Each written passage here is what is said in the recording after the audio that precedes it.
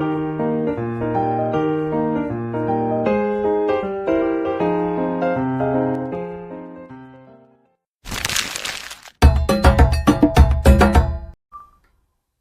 이번 시간에는 문학의 5번째 단원, 문학의 수용과 생산 공부해 볼 겁니다. 우리 교재는 48페이지 펼쳐서 선생님 하는 수업과 필기 따라와 주시기 바랍니다. 자, 첫 번째 문학작품의 수용입니다. 문학작품의 구성과 맥락을 한번 볼게요.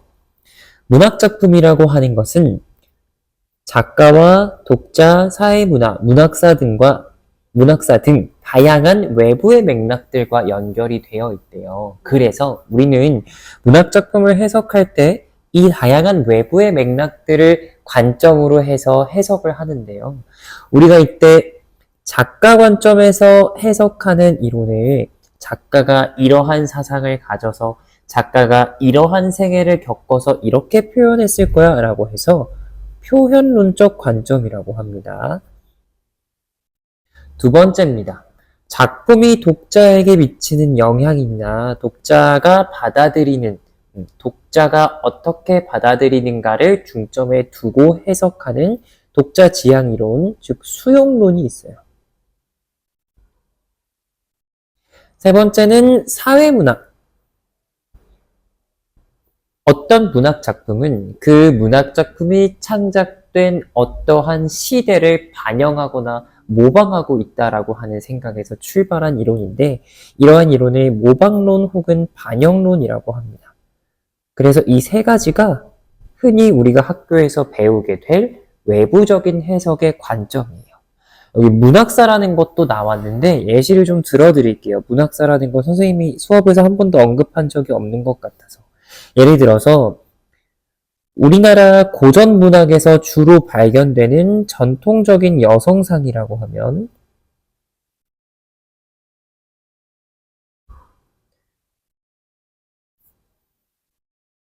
잠시만요. 전통적인 여성상이라고 하면 주로 한의 정서를 지닌 여성상을 말합니다. 그래서 이 한의 정서를 지닌 여성상은 주로 체념적이고 인내하고 자신이 슬퍼도 드러내지 않는 그러한 여성상을 가장 전통적인 여성상이라고 하죠.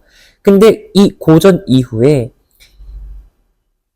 현대에 들어와서 김소월의 문학작품에도 이러한 여성상이 나오는데, 김소월 시인의 여성상은 한의 정서와 마찬가지로 체념적이고 슬픔을 겉으로 드러내지 않는 A불비의 정서를 많이 드러내고 있다는 거죠. 그러니까 문학사적 관점에서 바라본다면 이러한 전통적 여성상이 그의 작품에까지 미쳐서 현대까지 이루어져 왔구나라고 하는 관점에서 해석하는 걸 의미합니다. 자, 그러면 이러한 외부의 맥락과는 반대되는 개념으로는 뭐가 있을까요? 우리가 내재적인 해석이라고 하는데요. 작품 그 자체로만 바라보고 작품 내부의 요소들로만 해석을 하는 관점을 의미합니다. 그래서 이 내재적 해석은 다른 말로는 표현론이라고 하고요. 표현론에 영향을 미치는 요소들에는 작품의 구조, 그리고 표현, 작품에 사용된 운율 혹은 심상 이런 것들이 해당됩니다. 그래서 작품의 외부적인 요소를 해석에 개입시키지 않고 작품을 분석하는 방법을 의미합니다. 그래서 표현론, 수용론, 선생님 지금 저기다가 표현론이라고 잘못 적었네요. 표현론이 아니라 내재적 관점은 객관론입니다. 다시 적을게요.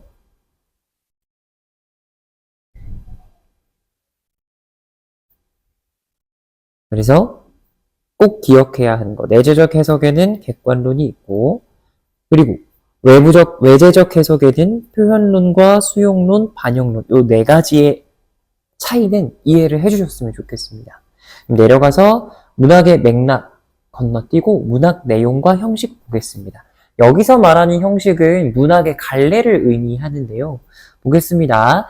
내용이라고 하는 것은 작가가 문학 작품에 담아내고자 하는 것입니다. 그래서 뭐 주제, 소재, 사건의 전개 과정, 뭐 서사 맥락, 작품 속 사회문화적 상황 등이 되겠는데 이러한 내용을 전달하는데 가장 최적의 형식이 무엇인가를 고려해서 갈래를 결정합니다.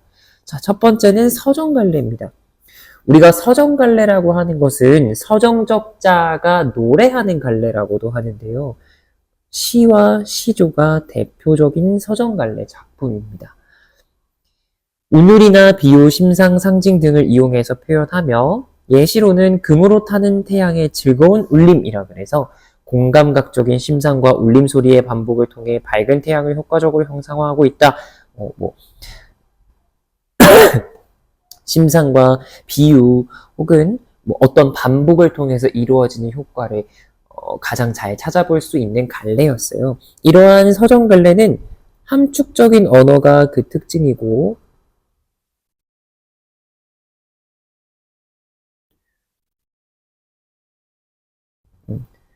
그리고 서정적자가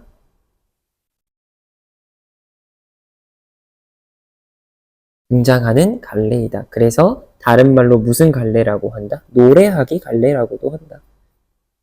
자신의 정서를 노래하기 갈래. 두 번째입니다. 서사갈래예요. 서사갈래는 이야기하기 갈래입니다.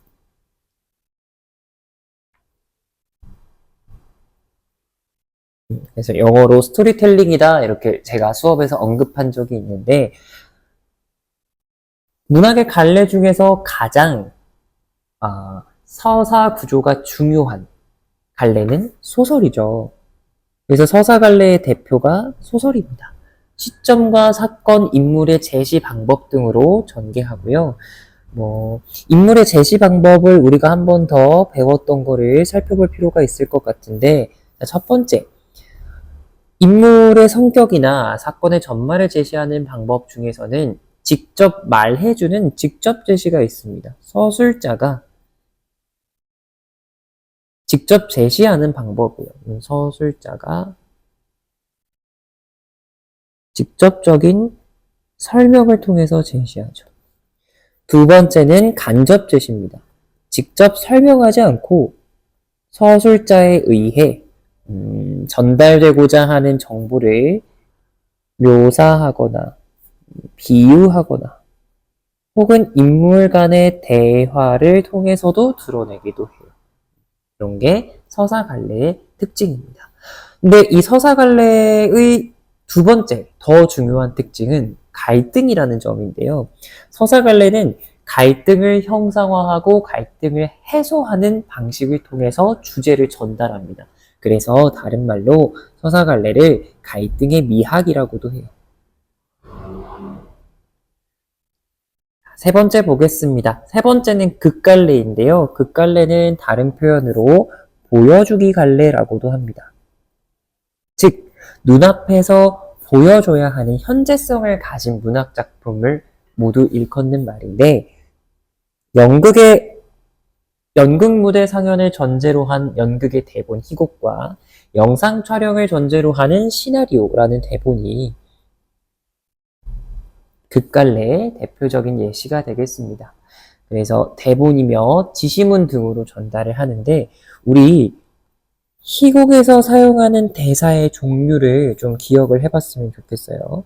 자, 희곡은 지시문, 해설, 그리고 대사 이 세 가지로 이루어지는데 그 중에서도 대사가 종류가 세 가지로 나뉩니다. 크게 첫 번째는 인물과 인물 간의 등장인물 간의 대화가 있습니다. 두 번째는 등장인물이 나와서 혼자 이야기를 하는 독백이 있어요. 근데 제가 여러분에게 강조하고 싶은 세 번째가 바로 방백입니다. 이전에도 한번 배운 적이 있었죠. 등장인물이 나와서 대사를 하나 독자만 들리는 것으로 청중만 들리는 것으로 약속한 대사를 방백이라고 합니다. 그래서 방백을 사용할 때가 있죠. 뭔가 속마음을 이야기한다던가 혹은 같은 무대에 있는 다른 배우들에게는 전달되지 않는 설정을 통해서 독자들에게만 보여줘야 한다던가 그런 대사를 방백이라고 합니다. 방백에다가 별표를 쳐두시고 기억을 해두시기 바랍니다. 그래서 현재성을 띈 문학 작품들을 모두 포괄하는 갈래이고 보여주기 갈래이다 배웠습니다. 자, 옆으로 넘어가서 꼼꼼히 볼 필요는 없을 것 같고요. 우리 문학작품 생산의 의의를 좀 같이 보면 좋겠어요. 자, 문학이라고 하는 것은 작가가 일상 속의 새로운 인식을 발견해서 심미적이고 함축적인 언어를 사용해서 창작해 놓은 것입니다. 근데 이것이 그냥 창작되었다라고 해서 우리가 문학작품이 존재한다라고 보진 않고요. 그 문학작품이 독자들과 소통을 할 때 비로소 존재한다라고 판단합니다. 독자들은 그 문학작품을 수용했을 때 세계에 대한 이해가 확장되고 작품을 매개로 작가와 소통을 한다라고 우리가 이야기를 하죠. 그럼으로써 문학작품의 창작이라는 것 자체가 내적 성장과 새로운 인식을 습득할 수 있게 되는 겁니다. 근데 제가 여기서 여러분께 강조하고 싶었던 부분은 심미적이라는 말인데요. 우리가 문학의 심미성에 대해서 필기를 좀 해둘 필요가 있습니다. 적어볼까요?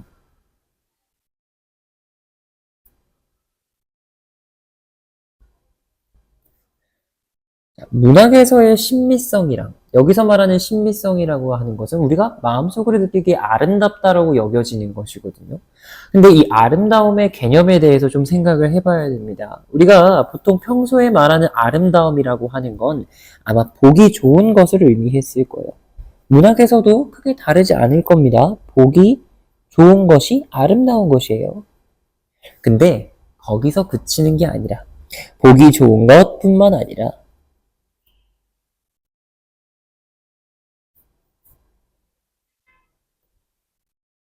슬프고 추한 것,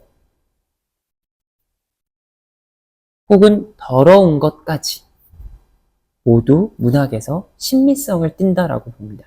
왜냐하면 문학작품에서 다루는 보기 좋은 장면, 혹은 슬픈 장면, 추한 장면 모두 독자에게 마음을 움직이게 하는 경험을 줍니다. 독자의 마음을 움직여요.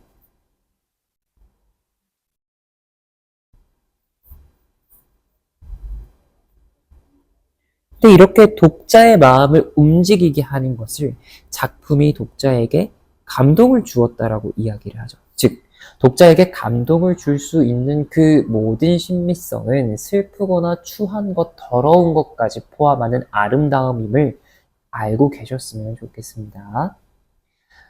그러면 넘겨서 바로 우리 작품 읽고 분석 들어가 보려고 해요. 이번 영상에서 공부할 작품은 많지 않습니다. 2작품이에요.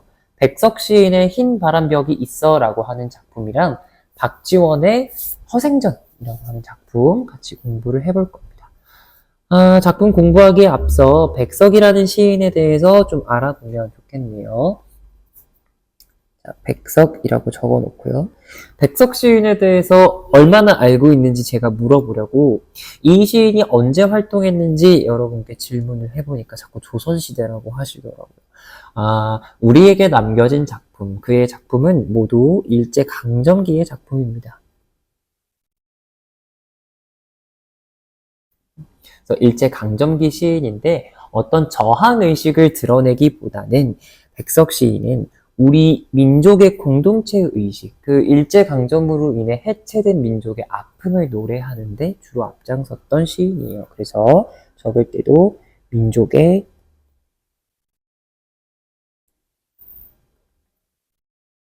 공동체 의식을 주로 다룬다라고 필기를 해두고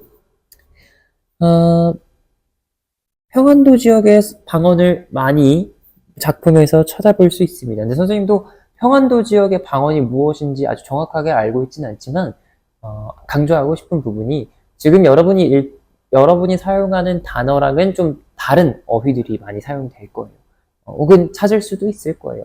근데 그런 이유가 평안도 지역 방언을 시에서 사용하기 때문에 그 고향의 특색이 드러나기 때문이다.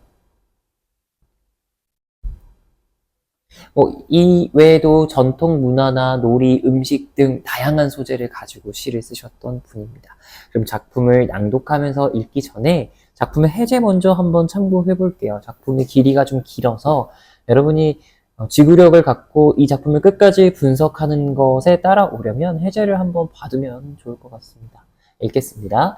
고향을 떠나 외로운 처지에 놓인 화자가 흰 바람벽을 보며 자신에 대해 성찰하는 과정을 한 편의 영상물처럼 그려낸 작품입니다. 영상물처럼 그려냈다는 게 좀 특이하지 않나요? 주제는 고단한 삶 속에서도 고결함을 잃지 않으려는 삶의 자세래요. 그러면 이 작품이 어떻게 문학작품, 시인데 영상물처럼 그려내고 있지를 우리가 한번 보겠습니다. 자, 작품 분석하면서, 낭독하면서 바로 분석하겠습니다. 오늘 저녁 이 좁다란 방의 흰 바람벽에 어쩐지 쓸쓸한 것만이 오고 간다. 우리가 눈여겨봐야 하는 시어 첫 번째 흰 바람벽입니다. 흰 바람벽, 여기 바람벽이라고 하는 것을 설명을 읽어보면 방이나 칸살의 옆을 둘러막은 둘레의 벽이거든요. 그러니까 우리 강의실에서 볼 수 있는 그냥 그런 벽이에요. 근데 어떤 벽이냐? 흰 벽이에요. 우리가 흰 벽에다가는 빔 프로젝터를, 빔을 쏘면 그 빔에서 영상도 볼 수 있죠. 혹은 불빛을 쏴서 그림자 놀이도 할 수 있어요. 이 흰 바람벽이 뭐의 기능을 할 수 있을 거라고 생각이 들죠? 무엇의 기능을 할 수 있을까요? 흰 바람벽은 지금 우리가 알기로는, 우리가 생각하는 문물로는 마치 스크린과 같은 역할을 할 수 있어요. 그래서 이 흰 바람벽에 어떤 것이 오고 가요? 무언가 쓸쓸한 장면이 오고 간대요. 이 흰 바람벽에 희미한 15촉 전등이 지친 불빛을 내던지고 때그른 다 낡은 무명 셔츠가 어두운 그림자를 씌우고, 자, 전등 불빛을 내어 던진대요. 근데 어떤 불빛인지 보세요. 지친 불빛이에요. 이러한 단어는 시인이, 화자가 선택한 단어거든요. 그냥 불빛이 아니라 지친 불빛이라고 한 데는 이유가 있을 거예요. 그쵸? 그리고 다 낡은 셔츠가 어두운 그림자를 쉬인대요. 즉, 지치고 어두운 이러한 속성은 모두 쓸쓸한 장면을 설명하기 위한, 묘사하기 위한, 보조하기 위한 관용, 수식하는 표현으로서 등장을 한 거죠. 그러면 여기까지를 끊어서 생각을 해보면 지금 보이는 이 흰 바람벽에 비치는 어떤 장면은 전등의 불빛과 그리고 그 전등 앞에 놓인 셔츠가 만들어낸 그림자의 장면이에요. 화자의 상상이 아니라 실제적인 장면이라고요. 근데 이 다음 보세요. 이 화자가 단순히 그림자 놀이를 하려고 시를 전개하는 건 아닐 거예요. 그리고 또 달디난 따끈한 감주나 한 잔 먹고 싶다고 생각하는 내 가지가지 외로운 생각이 헤매인다. 자, 달디단 따끈한 감주, 이런 표현 좀 중요한 표현이죠. 달디단 미각적 심상이고 따끈한은 촉각적 심상이에요. 미각과 촉각이 결합된 복합 감각으로, 원래 우리가 그동안 앞에서 보였던 장면은 눈으로 확인하는 장면이었다면 복합적인 장면, 복합적인 감각을 요구하는 장면으로 넘어가게 됩니다. 이런 복합 감각을 통해서 이런 감주나 한 잔 먹고 싶다고 생각하는 어떤 생각이, 외로운 생각이 흰 바람벽 앞에 헤매이기 시작한대요. 이 외로움은 정서인데, 잘 보면 실제적인 장면의 흰 바람벽에 뭔가 영사하듯이 보여주다가 주로 시각적인 심상이었죠. 그 다음부터는 외로운 생각이라고 하는 관념적인 장면이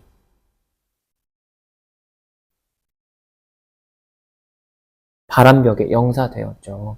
이렇게 시적 도약이 이루어지고 있는 거예요. 그래서 여기까지 끊어서 우리가 필기를 좀 해보자면, 1행부터 6행은 흰 바람벽에 비친 어떤 쓸쓸한 장면, 근데 그게 실제적인 장면에서 관념적인 장면으로 도약을 이루는 부분이었어요. 적어볼게요.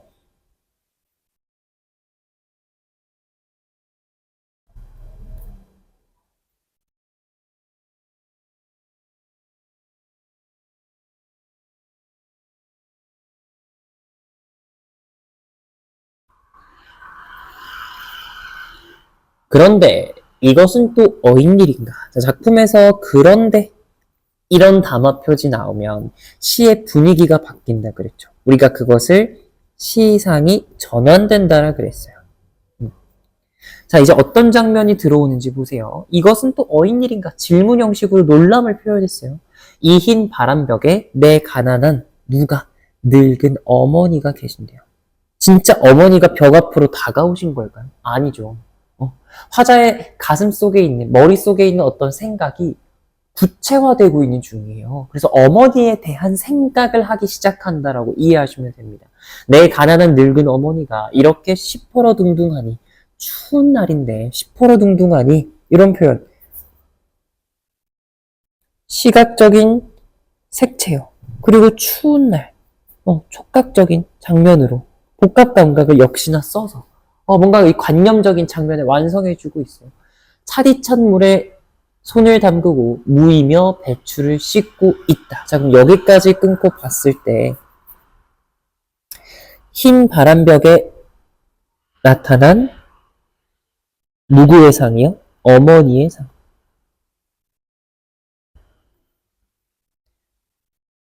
또 보겠습니다. 또 누가? 내가 사랑하는 사람. 나의 애인이. 근데 여기서 말하는 애인이 여전히 그 애인으로서 사귀고 있는 그런 사이가 아니라 내가 사랑했던 사람입니다. 내가 사랑했던 여자예요. 내가 사랑하는 어여쁜 사람이 어니 먼 앞대. 앞대라는 표현은 그 사람이 있는 그 발화자가 있는 위치에서 남쪽을 이르는 말입니다. 그래서 어디 먼 남쪽에 조용한 개풀가, 뭔가 강이나 바닷물이 드나드는 저기 뭐라고 해야 이해하기가 편할까요? 그런 바닷물이 드나드는 곳, 물길이 왔다 갔다 하는 곳에 개풀가의 나지막한 집에서 그의 지아비는요, 그의 남편을 말합니다. 그럼 여기서 그는 누구예요? 어여쁜 사람이에요. 근데 물어보더라고요. 예쁜 여자라면서요. 근데 왜 그라고 표현해요? 라고 물어보던데, 여러분, 그라는 표현은 남녀 가리지 않고 쓸 수 있는 표현입니다. 그라는 표현이 남성만을 지칭한다고 오해하시면 안 돼요. 그러니까, 그녀의, 사랑하는 여자의 남편과 마주 앉아서 그 여자는 이제 국을 끓여놓고 저녁을 먹어요. 그리고 벌써 그녀에게는 어린 것, 자식도 생겨서 옆에 끼고 저녁을 먹습니다. 뭔가 쓸쓸함을 강화하죠. 나 아직 그 사람을 잊지 못했는데 그 사람은 이제 잘 지내는 듯해. 이런 장면이니까요. 그래서 여기까지 놓고 보면 흰 바람벽에 나타난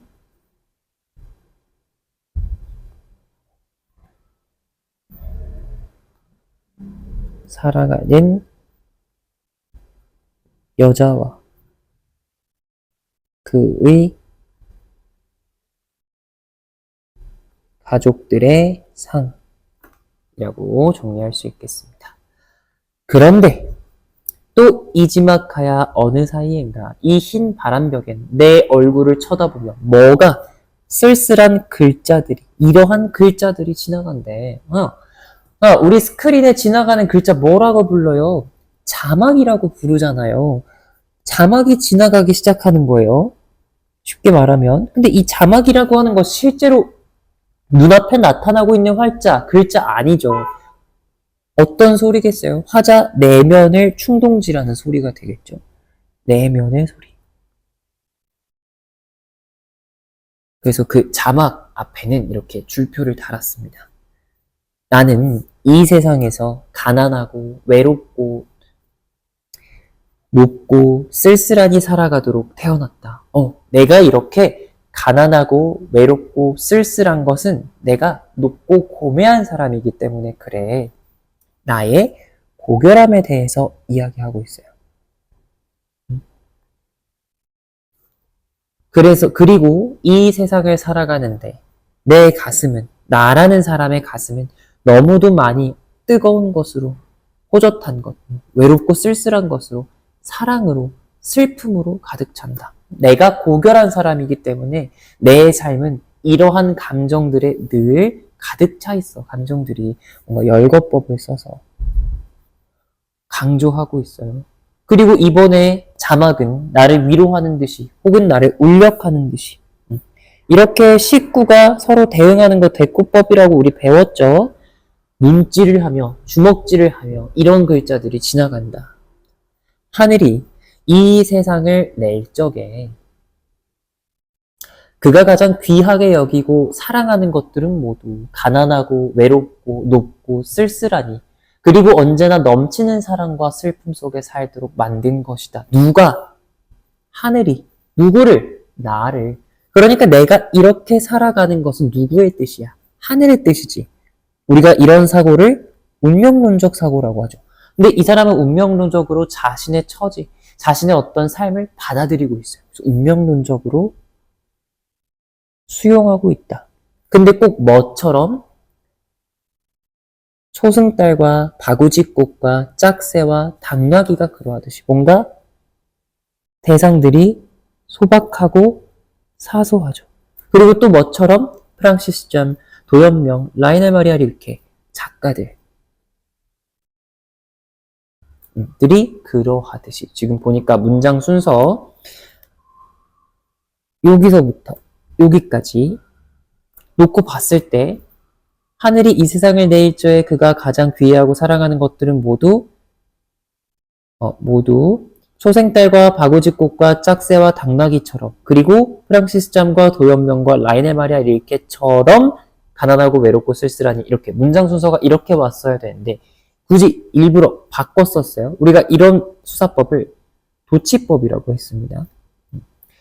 이런 도치법을 써서 나머지 부분에서는 어떤 이야기를 하고 있는가. 첫 번째, 앞에서 자신의 어떤 내면의식을 자막으로 비쳤죠. 흰 바람벽에 비친. 나는 이 세상에 가난하고 외롭고 높고 쓸쓸하게 살아가도록 태어났어. 고결한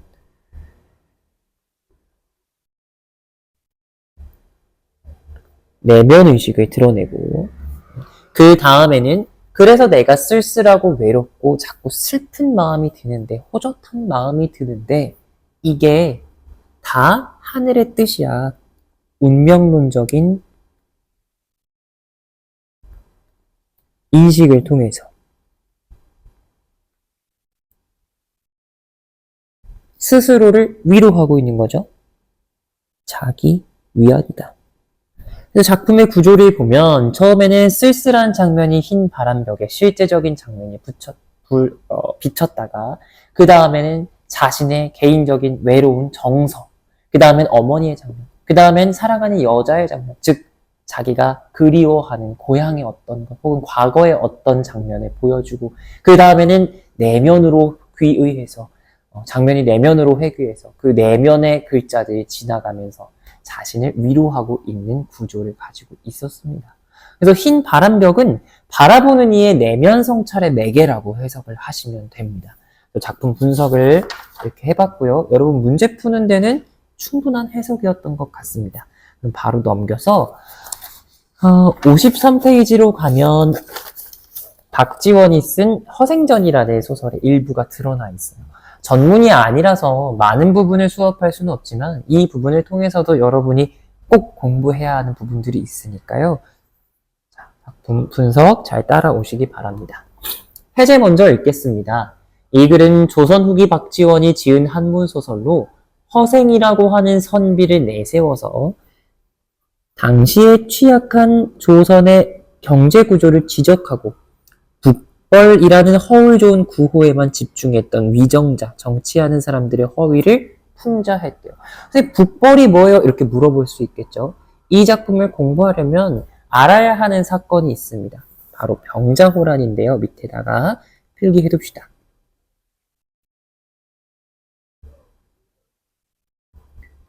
병자호란은요, 병자년에 일어난 오랑캐호, 오랑캐가 일으킨 전란입니다. 1636년에 일어난 전쟁이고요. 전란이고요. 지금의 중국, 청나라가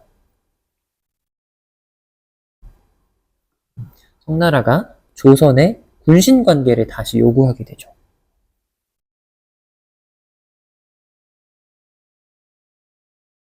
임금과 신하의 나라 그 관계가 되자는 요구였습니다.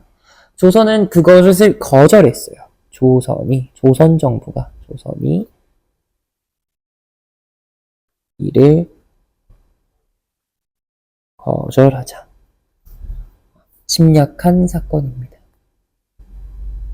당시 조선 정부의 왕은 인조였는데요. 그 인조가 남한산성으로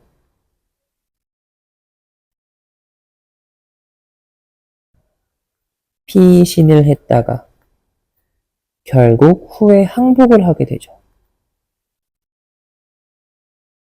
근데 한 나라의 왕이 이 항복으로써 삼전도에서 굴욕을 맞이하게 됩니다. 우리 들어본 적 있죠? 삼전도의 굴욕.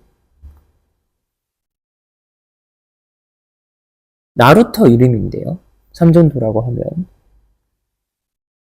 이 삼전도의 굴욕을 삼배구 고두례라고 이야기를 합니다. 3번 절하고 9번 머리를 조아린다라는 뜻에서 신하의 나라가 되겠다는 그걸 받아들이는 의식에서, 그러니까 조선의 입장에서 굉장한 치욕이었겠죠. 국치였겠죠. 이를 바탕으로 해서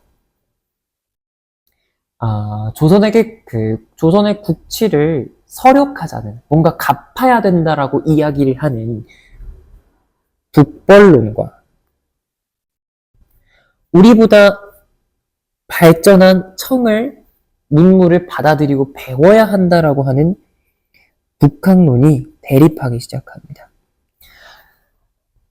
북벌론은 이야기만 들어보면 당연히 우리 조선이 그러한 국치를 서력해야 하기 때문에 마땅한 구호라고 생각을 해볼 수 있겠지만, 사실 안에 내실이 없는 허울뿐인 구호였단 말이죠. 실질적인 무언가가 아닌. 그래서 박지원과 같은 실학자들은 우리가 그런 국치를 당했더라도, 북벌을 하더라도 청나라의 문물을 수용해서 나라가 강해진 다음에, 부국강병을 한 다음에 그 다음에 일이 되어야 할 것이다. 그래서 박지원은 북학론을 주장했습니다. 그래서 우리가 읽었던 이 해제에도 보면 북벌이라는 허울주운 구호에 집중했던 위정자의 허위를 풍자한다라고 하잖아요. 그래서 이 박지원, 즉 실학자로서 박지원이 말하는 당대의 위정자의 어떤 것들을 풍자하는지 이 작품을 통해서 공부를 해볼 겁니다. 작품이 여기저기 많이 중략이 되어 있어서 부가적인 설명을 많이 써야 할 것 같아요. 좀 힘들겠지만 따라와 주시기 바랍니다. 우리가 지금 읽을 앞부분에서는 허생이라고 하는 인물이, 허생은 가난한 양반이거든요. 아내가 허생한테 돈을 좀 벌어오라고 그랬는데, 허생이 나는 공부만 하느라 뭔가 돈을 버는 일을 할 줄 모른다라는 말에 아내가 화를 냈습니다. 그러자 허생이 아내가 10년 채워서 공부를 하려고 그랬는데 7년밖에 못 채우고 이렇게 일을 하러 뭔가 돈을 벌러 떠나는구나 하면서 아쉬워하고 집을 나온 상황이에요. 근데 이 허생이 이 마을에서 장안에서 제일 가는 부자가 누군지를 묻고, 그 부자가 변씨라는 이야기를 듣고 변씨에게 가서 만금이라는 큰 돈을, 적지 않은 금액을 빌렸습니다. 대뜸 찾아가서 돈을 빌린 패기가 있는 허생도 비범한 인물이고, 허생을 비범한 인물로 알아보고 돈을 빌려준 평민 변씨도 대단한 인물이죠. 변씨는 부를 축적한 조선 후기의 어떤 인물로 신흥 세력의 전형이라고 할 수 있죠. 변씨는 양반이 아님을 알고 계셔야 됩니다. 비범한 인물들이에요, 모두. 한편 만금을 빌린 허생은 다시 집으로 돌아가지 않고 그 길로 바로 경기도 안성으로 내려가 거기에 머물며 거처를 마련했다. 경기도 안성은요, 당시에 교통의 요충지라고 불리는 부분이었어요.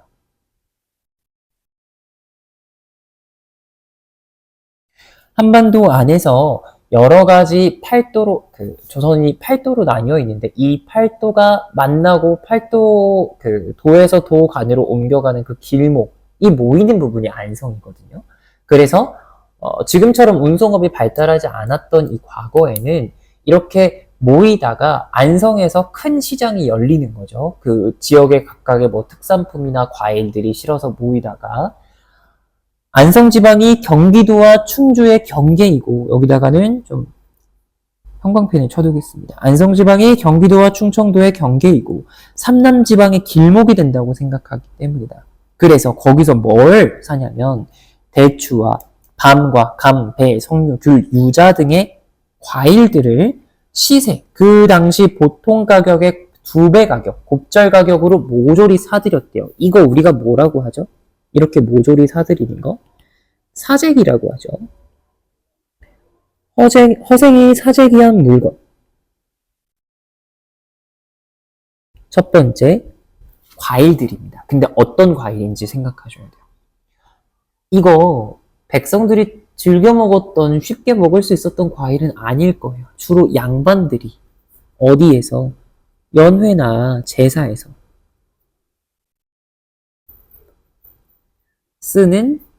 사용하는 과일들이란 말이죠. 근데 이 연회나 제사라고 하는 어떤 당시의 풍속은 사실 양반들의 허례허식이란 말이에요. 마저 읽어볼게요. 허생이 과일을 사재기 하는 바람에 나라 안에서는 연회를 열거나 제사를 지낼 수 없었다. 얼마 지나자 허생에게 곱절의 가격으로 팔았던 장사치들이 도리어 10배의 가격으로 되사가게 되었다. 10배나 되는 가격으로 다시 사가게 되었대요. 허생이 엄청난 돈을 벌었겠죠? 근데 한숨을 쉬며 이런 말을 합니다. 내가 겨우 만금으로 한 나라를 휘청하게 만들었으니 나라 경제의 규모를 짐작할 만하다. 이거 무슨 뜻입니까? 내가 돈을 좀 많이 빌려서 시작한 일이긴 하지만 겨우 만금이거든? 근데 그 만금으로 우리나라, 조선을 흔들리게 했으니 우리 조선에 뭐가 취약하다? 경제 구조가 너무 취약하다. 당시에 취약한 경제 구조. 그리고 내가 다 사재기를 했는데도 연회와 제사와 같은 그런 허례허식을 계속하기 위해서 이렇게 10배나 주고 사가는 당시의 허례허식의 풍속을 비판한다. 마저 적을게요. 연회 제사와 같은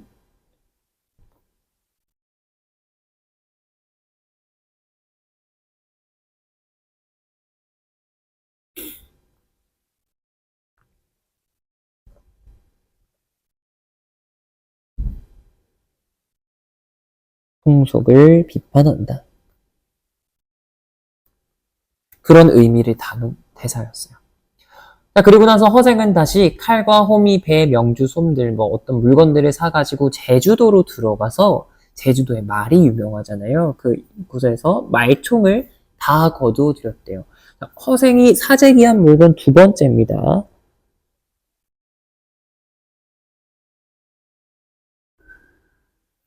말총이라고 하는 것에 이 말총이라고 하는 거 그 양반들이 머리를 쓸어 올리기 위해서 쌈에는 망건을 만드는 재료거든요.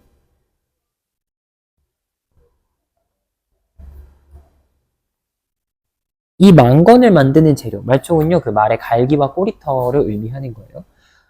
망건을 만드는 재료를 사면서 몇 해가 지나가면 나라 사람들이 머리를 싸매지 못할 것이다 하고 과연 잠깐만요. 선생님 영상 두 번째로 다시 돌아올게요. 수업 다시 이어서 시작하겠습니다. 그래서 허생이 말총을 모두 사재기해서 그 머리를 틀어 올릴 때 쓰는 망건을 사람들이 못 사게 되겠다라고 예측을 했었죠. 몇 해가 지나가면 나라 사람들이 머리를 싸매지 못할 것이다. 과연 얼마 있다가 망건값이 10배로 치솟았다. 그리고 중략되어 있는 부분이 있는데 이 부분을 알아야 여러분이 뒤를 읽을 때 이해가 될 거라서 중략 부분을 좀 소개를 해드릴게요. 허생이 그 변산 지역에 있는 변산 지역에서 도적대가 자꾸 출몰해서 나라 전체의 골칫거리였어요. 근데 그 도적들을 몰아서 빈 섬에다가 몰아놓고 자신의 이상적인 나라를 건설해 보고자 합니다. 그래서 우리 그거를 중략 읽는 부분에다가 좀 필기를 해둡시다. 허생이 변산 지역에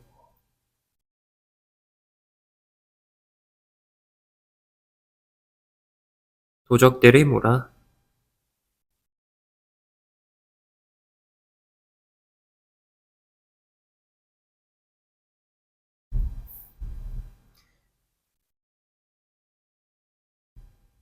섬에 넣고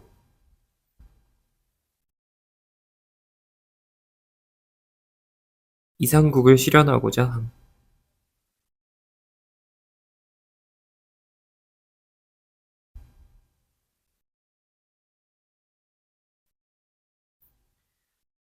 다음 날이 되어 바닷가에 허생이 돈을 30만 양을 싣고 나타나자 모두 크게 놀라 허생에게 줄지어 절을 하였다. 여기서 말하는 모두라고 하는 사람들은 모두 도적대입니다. 도적대. 근데 우리가 이 도적대에 대해서 좀 알아야 하는 게 도적대가 진짜 도적질을 하려고 마음먹은 도적질을 업으로 삼은 사람들이라기보다는 가난에 견디지 못한 평범한 사람입니다. 그래서 우리 여기 적어야 되겠어요.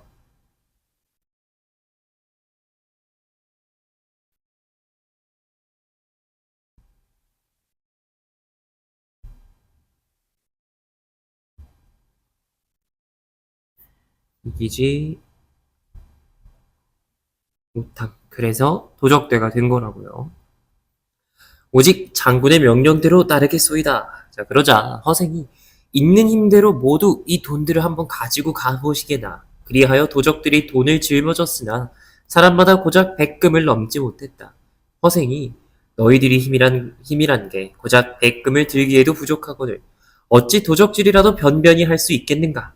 지금 너희들은 비록 평민이 되려고 해도 이름이 이미 도적의 명부에 올라 있으니 어디 갈 곳도 없을 것이다.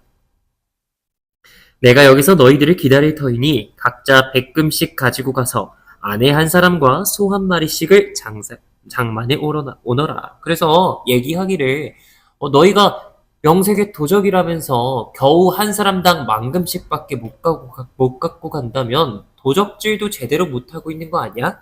그러지 말고 내가 여기서 너희를 기다릴 테니까 각자 100금 가지고 가서 아내가 될 여자 한 명이랑 소를 한 마리씩 장만해서 다시 모이도록 하자라고 이야기를 한 거죠. 자, 그럼 생각을 해봐야겠어요. 100금이라는 돈과 아내 한 사람과 소 한 마리를 모아오라고 한 것의 의도를 우리가 짐작할 수 있어야 하는데요. 섬에서 가정을 이루고 살 수 있는 데 필요한 것들입니다.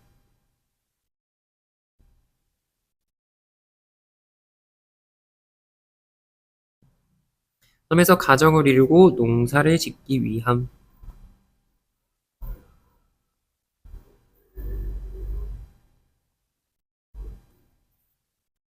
자, 그렇게 말하자 군도들이 모두 좋다고 승낙하며 도적대들이 모두 좋다고 승낙하며 흩어졌다. 그동안 허생은 2,000명이 한 해 동안 먹을 양식을 장만하여 그들을 기다렸다. 도적들이 기한 날짜에 모두 도착해 뒤에 처진 사람이 하나도 없었다. 드디어 모두 배에 싣고 빈 섬으로 들어갔다. 허생이 도적들을 모두 쓸어가자 나라 안에는 도적 걱정이 없어졌다. 이 부분에다가 형광펜이나 밑줄 그어주시고 허생이 도적들을 모두 쓸어서 데려가자 나라 안에 걱정이 없어졌대. 이 부분 화살표 빼서 적읍시다. 허생이 나라의 근심을 해결한 거죠.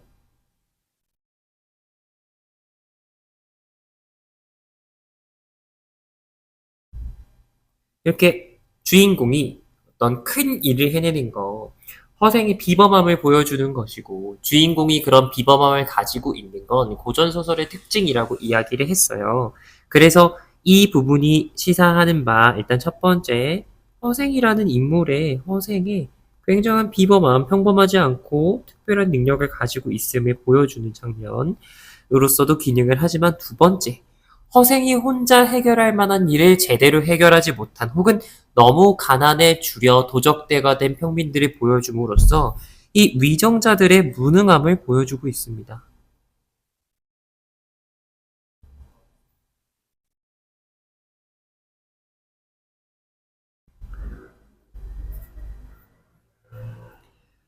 한편 섬으로 들어간 도적들은 나무를 찍어서 집을 짓고 대나무를 엮어서 울타리를 만들었다. 땅 기운이 온전하다 보니 온갖 곡식이 심는 대로 크고 무성하게 자라고 김을 메고 쟁기질을 하지 않아도 한 줄기에 9 이상이 달렸다. 3년 먹을 식량을 비축해 두고 나머지는 모두 배에 싣고 장기도로 가서 팔았다. 장기도는 일본에 속한 고을로 31만 호가 되는 큰 지방인데 바야흐로 큰 기근이 들어있었다.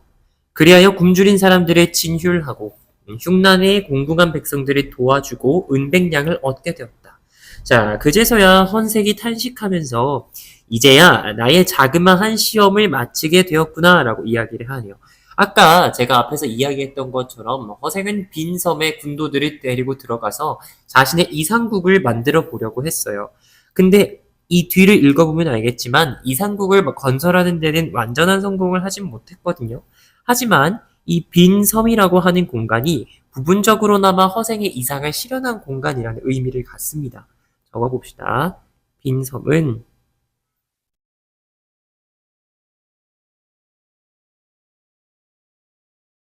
부분적으로나마 허생의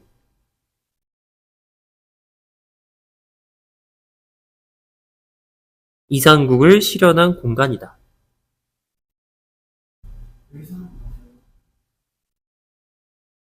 중3 수업은 2층이에요. 안녕.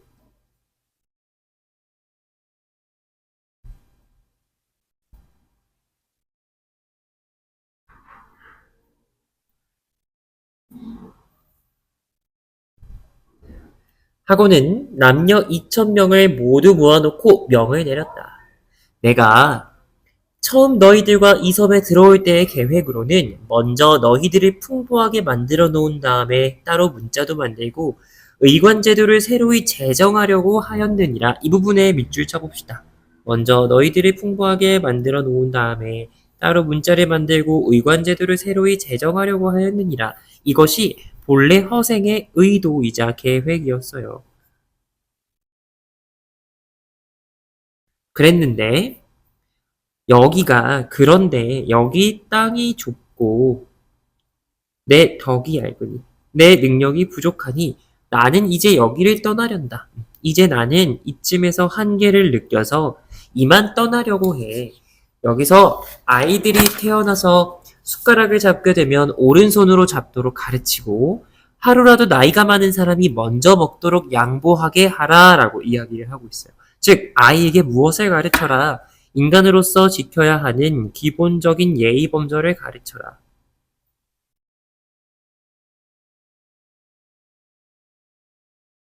그러면서 다른 배를 모두 불살라 버리고 나가는 사람이 없으면 들어오는 사람도 없을 테지 이런 말을 남겼어요. 이 말에다가 밑줄을 쳐보시고 나가는 사람도 없어야 하고 들어오는 사람도 없어야 한대. 즉 이 빈섬이 지금 부분적으로나마 나의 이상이 실현된 공간인데 외부와의 왕래를 통해서 그 안정이 무너질까봐 걱정된다라는 뜻이죠. 외부와의 왕래가 재앙의 근원이라는 인식이 담겨 있습니다.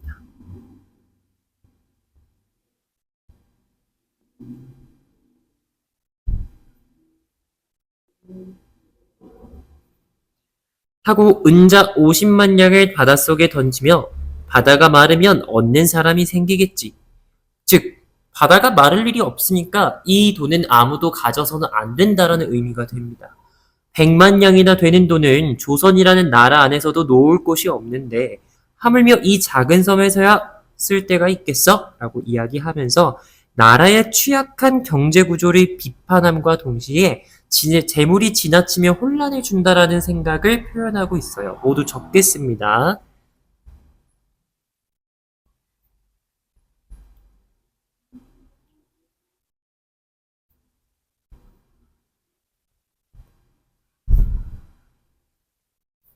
나라의 취약한 경제 구조를 비판하고 그리고 재물이 지나치면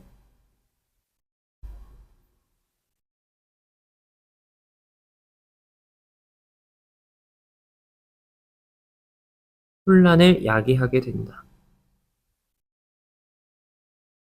그리고 나서 글을 아는 사람들을 모두 배에 실어서 함께 섬을 빠져나오며 이 섬에서 화근을 없애려 함이네. 즉 문제의 싹을 모두 없애려 함인데 이 화근이 글을 아는 사람이란 말이야. 즉 글을 아는 사람, 이 지식인들이 문제의 화근이 될 수 있으니 모두 데리고 나가겠다. 식자우환이라고 하는 한자성어가 있어요. 글을 아는 사람이 걱정이 많다. 즉 지식인에 대한 비판적인 인식을 가지고 있는 허생입니다.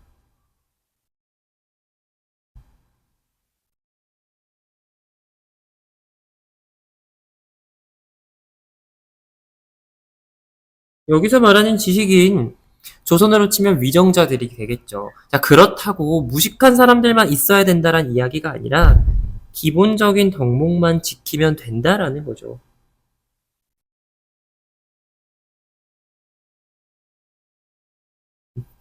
그러면서 섬을 빠져나왔습니다. 우리가 지금 같이 읽어본 이 부분은 허생전의 전문이 아니라 극히 일부입니다. 나중에 기회가 되면 이런 걸 이렇게 한번 배웠으면 도서관에서 찾거나 인터넷에서 자료를 검색해서 꼭 전문을 읽어보시기를 추천합니다. 뒤에 나오는 내용은 이제 북학론과 북벌론에 대한 내용도 좀 나오게 되고, 이 뒤에 돈을 벌어서 가지고 가서 변신한테 갚는 내용도 나오거든요. 지금 우리는 문제가 출제되기 위해 중략해 놓은 지문을 위주로 분석했기 때문에 절대 다 배웠다고 생각하시면 안 됩니다.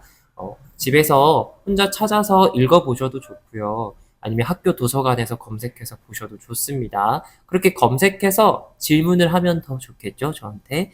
그래서 오늘 수업 영상은 여기까지 하고 마치겠습니다.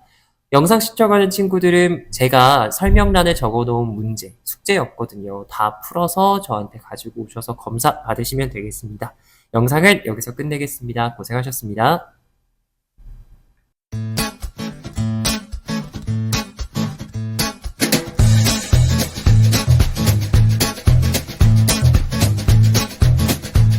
학원으로 전화 주세요.